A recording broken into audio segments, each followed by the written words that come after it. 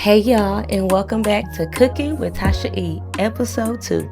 So today we are going to be making pot roast, mashed potatoes, and corn on the cob. This is a quick and easy meal. Long as you get it in the morning, probably about 8 o'clock. It takes about 6 to 8 hours. You'll have it ready by dinner time. Come with me as I show y'all how to make this delicious tender pot roast. Hey everybody, and welcome back to Cooking with Tashia, episode 2. So today we're going to be making pot roast, mashed potatoes and gravy from the pot roast, corn on the cob, and these are going to be the peppers we put in the pot roast. So we got pepperoncini, I don't know how to say that, that's what I call it, pepperoncini peppers, and we got corn on the cob. We got all these three are going to be what we're going to mix together to pour on the pot roast. So we got the Italian seasoning, you're gonna need 2 of these. We got the ranch seasoning, and you're gonna need 2 of these. And then we got the gravy seasoning, and you're gonna need 2 of these. So we're gonna walk y'all through this process. It's quick and easy, and everything, well, not everything. The meat is gonna be in the crock pot, and then the potatoes are gonna be cooked here. So we're gonna show y'all, stay tuned so you can watch the whole process and see this delicious meal. We back. So we got the pot roast, and we were ready to go ahead and season it and then get it in this skillet to sear. So what we're gonna do to season it, we got a little salt and pepper. And first we're gonna get our oil and pour it in the pot. Just to give it a good sear. We're gonna let that heat up a little bit while we're doing that. We're gonna grab our salt and pepper and just spread it evenly over the pot roast. All right, so we just gonna, you don't got to go too heavy because we're going to have our sauces, but you do want to get a good coating over it. All right. That's pretty good. And I like to press it in there. Just load a little bit more. I like to have that good old crust on there. All right. All right, that's good. And then we're just gonna flip it over and do the other side. All right. And then we're gonna do the same thing on this side. All right, no salt and pepper. I see. All right. And you can use fresh cracked black pepper or any type of salt you like, kosher salt. All right, we just press that in there. And it's iodized salt, so I use very thin because, you know. All right. Okay, and then we're gonna go ahead and get it in the skillet. All right, so everything gets moved around, move that oil around, and then we're gonna go ahead and get it in there. So,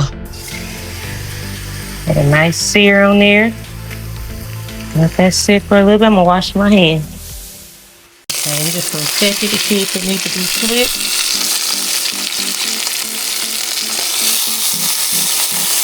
I kind of want to get a little bit more sear on there just for maybe another minute, maybe less than a minute. I just want to get a good crisp on that. If you know, you know. All right.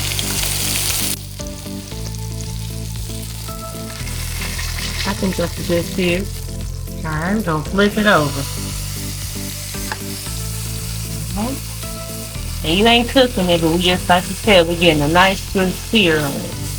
So our pot roast is nice and seared, so we're gonna move it from here to the aluminum pan. All right. Here's that other side, and I'll show that up so you can see that nice sear on there. So we're gonna go ahead and get the pot roast in the crock pot. And then we're gonna start on our gravy. All right, so I'm gonna use the 2 forks. I could use my hand, but it's gonna be nasty. Now it ain't cooked, I know. And we're just gonna go ahead and get the gravy and pour it on top of here. All right. So what we're gonna do is go ahead and cut up the onion, and then we're gonna start on our gravy. So y'all know how to chop an onion, but you know, chop it up for those who don't. We're gonna get some, I think I sharpened this knife, but that's all right. We're gonna get some new knives soon. Probably some copper ones, I don't know.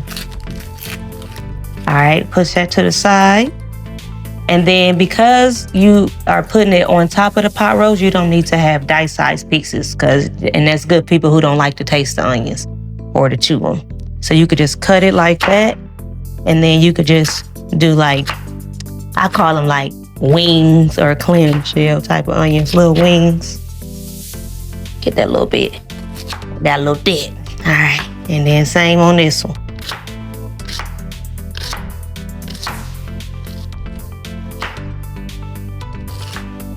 All right, okay, put that in the sink. And so we just gonna take our onions and we're gonna just spread them over the pot roast. So go ahead and just gather them together and get the little pits out. And then we gonna go ahead and put them on that pot roast over there. All right, so just spread them out over it. All right. And they ain't gotta be in no special order, but just, you know, you just wanna get them in there. That's pretty.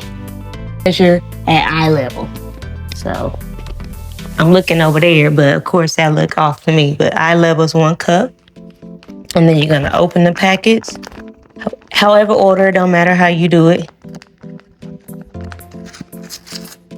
And then just pour them into the water.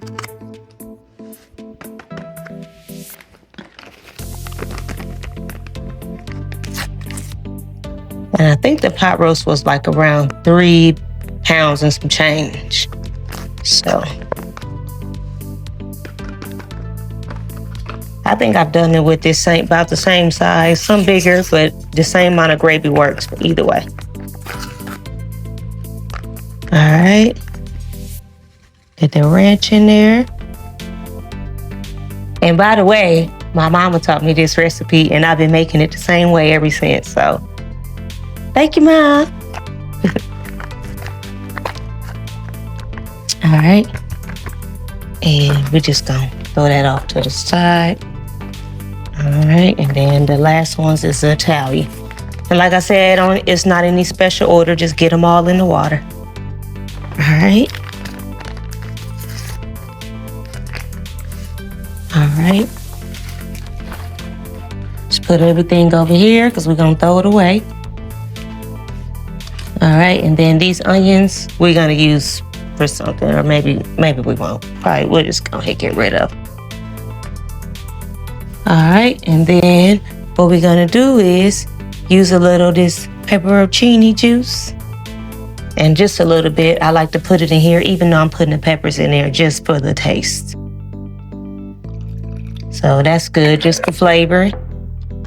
That's optional, but that's what I do. And this is my recipe, ain't that why y'all watching? All right, so we're just gonna whisk it around. And you know, till it's all even, ain't no chunks in there. I'm left-handed, by the way, if y'all can't tell. And so is my husband. All right, that's what makes us great, I believe. Okay.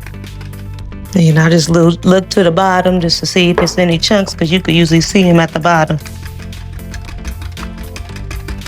All right. And then I just go ahead and pour it all over the pot roast, okay? So we got the onions in there, we got the pot roast in there. We just gonna pour this all over it because we just wanted to swim in it. Take a gravy bath, all right? And then what we're gonna do is we're gonna get a fork or spoon and get the peppers out. And then you can put in however many you want, but I usually put in about that much. It will create a little bit of spice, but it won't be like overbearing. Okay? So these are kind of like mild peppers. All right, since we already used the juice, I think that's good enough. And so that's everything that's gonna go into the pot roast. So what we're gonna do is just put the lid down on it and leave it on low for about 6 to 8 hours, and we'll come back and see what it's looking like. All right. So just snap that on there, and then we just got it on low already. All right. So we got the pot roast on back here. We got it on for about another 5 hours. So what we're gonna do is go ahead and get these potatoes boiling. All right. Put the lid back on there and let them boil a little bit until they get fork tender soft. So we're gonna let these get nice and tender, and then we're gonna go ahead and come back once we see how they're done. We're gonna get to the corn on the cob, so stay tuned. And so you wanna make sure they're fork tender. All right, so you see how they just falling off the fork? So that means they ready. All right, and then we're gonna go ahead and get them in a strainer. So turn this off, and then we're gonna get them over here.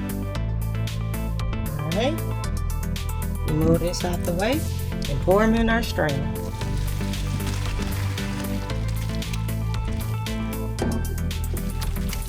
Alrighty. Then we gonna, so just gonna do a little.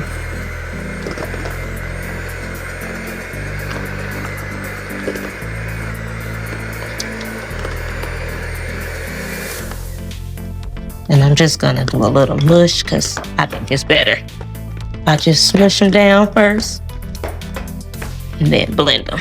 So we got the mashed potatoes all mixed up and creamy, and these are the 3 ingredients that I like to use on my homemade mashed potatoes.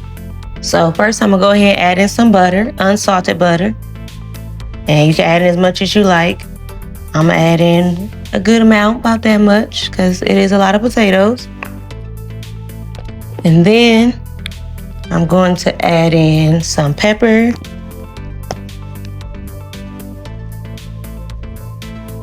About that much. And then garlic salt. All right. And then you can always add to, but you can't never take away. So stir it up, and then we're gonna taste it. All right, we already got them nice and creamy. So we use about a cup of milk, I think, for this. I don't really measure, but just kind of eye everything and go from there. That's how I was taught how to cook. So that's how I'm teaching y'all. All right. We're gonna mix that butter in there. And we don't need it too salty because we're gonna take the gravy from the pot roast and we're gonna pour it over the potatoes. So let's go ahead and give it a taste check.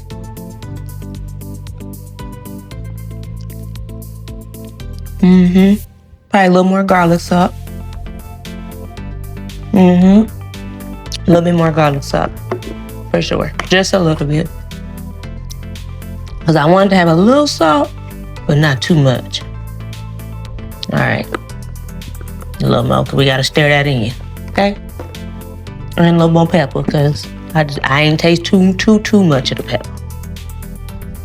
All right,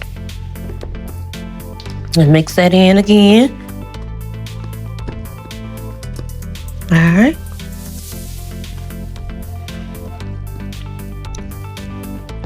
All right, get it nice and mixed up.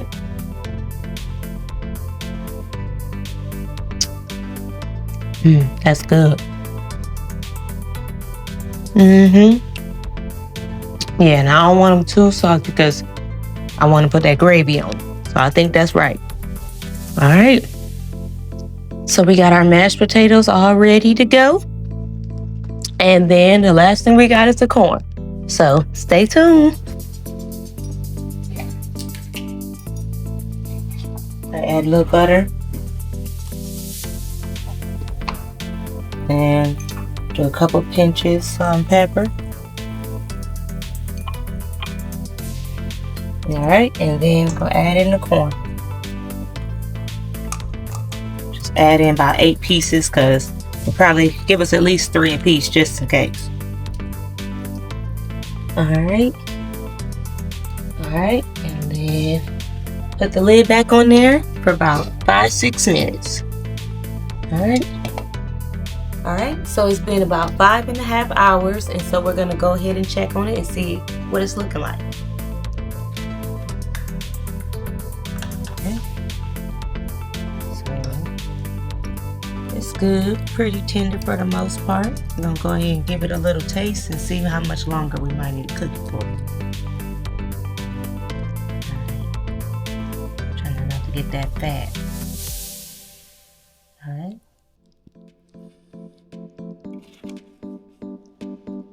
Thank you in Jesus' name, amen. It's hot.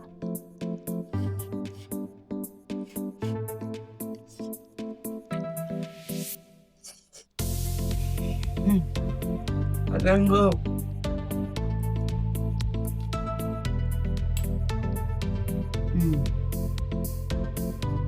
I probably will let it cook about 30 more minutes just to see how tender it gets. And then I'll come back and we're gonna plate it up. So it's been about 6 hours, and so we're ready to go ahead and see what it's looking like. All right, and I did come in here with my fork just to kind of taste it a little bit, as I suggest you should. So we're gonna go ahead and plate it up. So we already got our mashed potatoes right here on the plate, and we got our corn on the cob. We're gonna throw some of our pot roast right here and a little gravy on our mashed potatoes. All right, and get you a nice good helping, because it's gonna be good to you. All right, look, it's nice and tender. Now if you really want it tender, you can let it go for about 8 hours, or at least 7.5.